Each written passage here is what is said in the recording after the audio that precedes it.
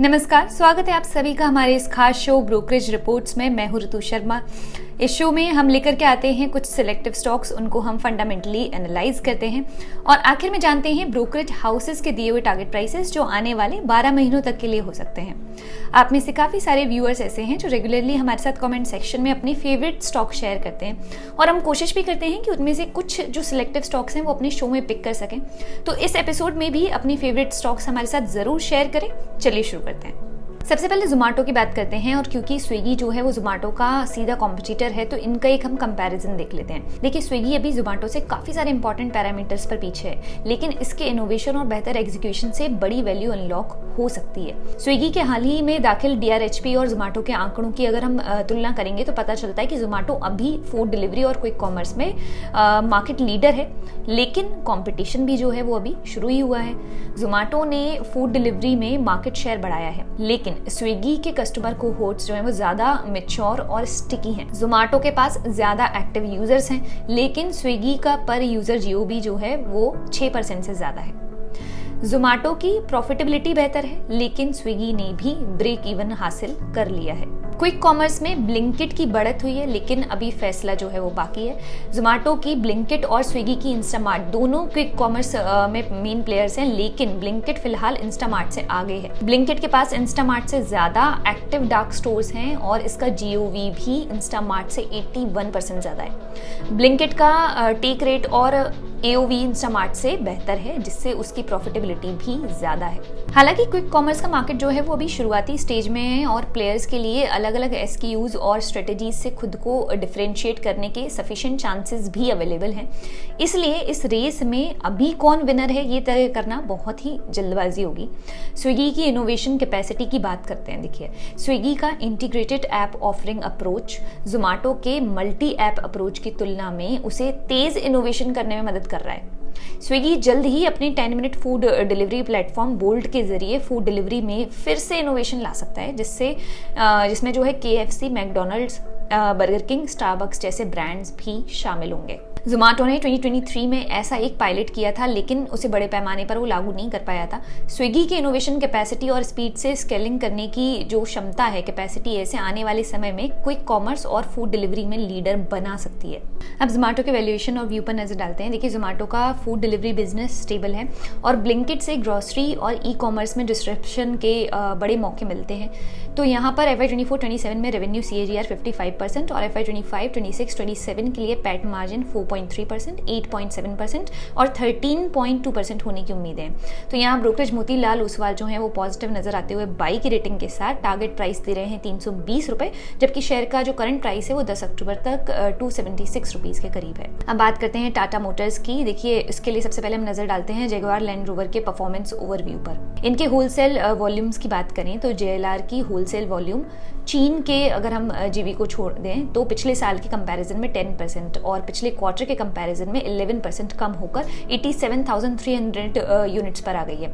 Jaguar और land rover के बीच का स्पेसिफिक ब्रेकडाउन जो है वो फिलहाल अवेलेबल नहीं है। दूसरा, प्रोडक्शन इश्यूज की बात करते हैं तो JLR ने 86,000 यूनिट्स का प्रोडक्शन किया, जो पिछले साल के कंपैरिजन में 7% कम है। ये जो कमी है वो मेनली हाई ग्रेड एल्यूमिनियम की सप्लाई में प्रॉब्लम्स के कारण हुई है, जिसने कई OEMs को अफेक्ट भी किया है। इसके अलावा सितंबर के एंड में 6,500 व्हीकल्स को एक्स्ट्रा क्वालिटी कंट्रोल टेस्ट के लिए टेम्पररी रोका गया है।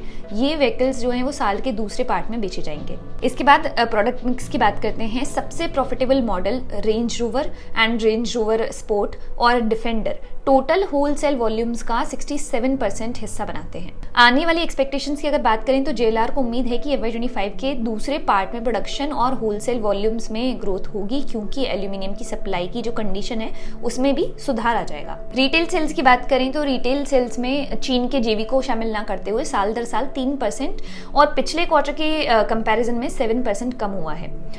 रीजनल परफॉर्मेंस की बात करें तो रिटेल सेल्स जो है वो उत्तरी अमेरिका और UK में बढ़ी है, लेकिन यूरोप, चाइना और बाकी विदेशी बाजारों में कम हुई है। इनके फाइनेंशियल जो एस्टिमेट्स हैं उनकी बात कर लेते हैं। रेवेन्यू और प्रॉफिट के अगर हम एस्टिमेट की बात करें तो दूसरे क्वार्टर के होलसेल वॉल्यूम्स के बेसिस पर JLR के लिए रेवेन्यू, EBITDA और पेट जो है उसके जो अंदाजे हैं वो अब 6.4 billion British pounds, 958 million British pounds और जीबीपी 247 मिलियन है। ये पिछले एक्सपेक्टेशन से कम है। कंसोलिडेटेड एस्टिमेट्स की अगर हम बात करें तो कंपनी के लिए कंसोलिडेटेड रेवेन्यू, एबिटा और पेट के लिए रिवाइज्ड एस्टिमेट दिया गया है 962.4 बिलियन INR, 129.5 बिलियन INR और 40.4 बिलियन INR। यहाँ जो ब्रोकरेज मोतीलाल ओसवाल हैं वो फिलहाल न्यूट्रल नजर आ रहे हैं और टारगेट प्राइस जो है वो दिया है 990 रुपीज़ और शेयर का करंट प्राइस जो है वो 931 रुपीज़ है। कोल इंडिया की बात करते हैं। कोल इंडिया ने सितंबर में 51 मिलियन टन कोयला प्रोडक्शन किया, जो पिछले महीने के मुकाबले 10.4% ज़्यादा और पिछले साल के मुकाबले 1% कम है। FY25 के फर्स्ट हाफ में टोटल प्रोडक्शन 341 मिलियन टन रहा और इसी तरह सितंबर में 54 मिलियन टन कोयला बेचा गया। इससे FY25 के फर्स्ट हाफ में टोटल जो सेल है वो 363 मिलियन टन हो गई है।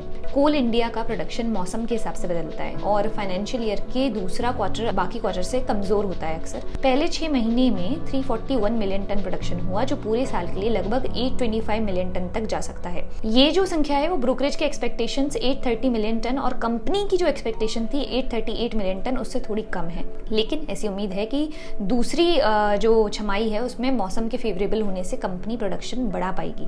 क्वार्टर 4 में आमतौर पर कोल इंडिया सबसे अच्छा परफॉर्मेंस करती है, इसलिए कंपनी के पास साल के आखिर तक अपना एम जो है वो पूरा करने का अच्छा मौका है। यहाँ पर जो ब्रोकरेज है एम की, उन्होंने 600 रुपीज़ का टारगेट प्राइस देते हुए बाई की रेटिंग दी है, जबकि शेयर का करंट प्राइस जो है वो अभी फिलहाल 488 रुपीज़ के करीब है।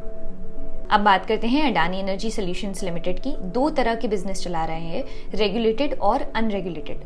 पहले ये रेगुलेटेड ट्रांसमिशन एसेट्स पर फोकस करता था, लेकिन अब ये कॉम्पिटिटिव ट्रांसमिशन और स्मार्ट मीटर एसेट्स में लीडर बन गया है।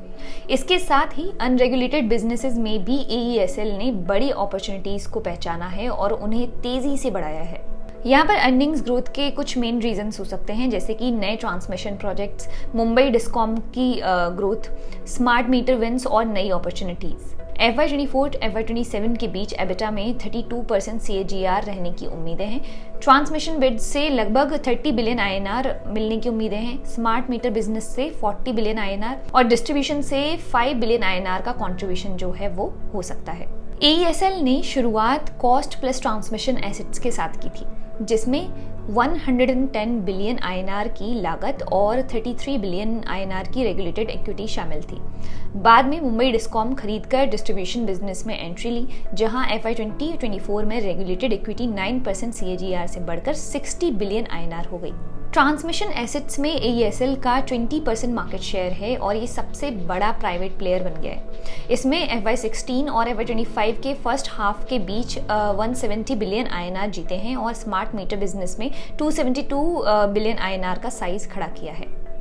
अनरेगुलेटेड बिजनेस में बड़ी अपॉर्चुनिटी भी है। भारत में अगले 12 से 18 महीनों में 1.6 ट्रिलियन INR के नए ट्रांसमिशन एसेट्स और 1.2 ट्रिलियन INR के स्मार्ट मीटर बिड्स होने की संभावना है। इस कारण AESL के अनरेगुलेटेड बिजनेस में स्ट्रॉन्ग ग्रोथ देखने के लिए मिल सकती है। तो बेसिकली यहाँ पर कंक्लूजन ये है कि यहाँ पर जो ब्रोकरेज हैं वो पॉजिटिव नजर आते हुए बाई की रेटिंग दे रहे हैं। टारगेट प्राइस दिया है 1318 रुपये, जबकि शेयर का जो करंट प्राइस है 10 अक्टूबर तक वो 968 रुपये के करीब है।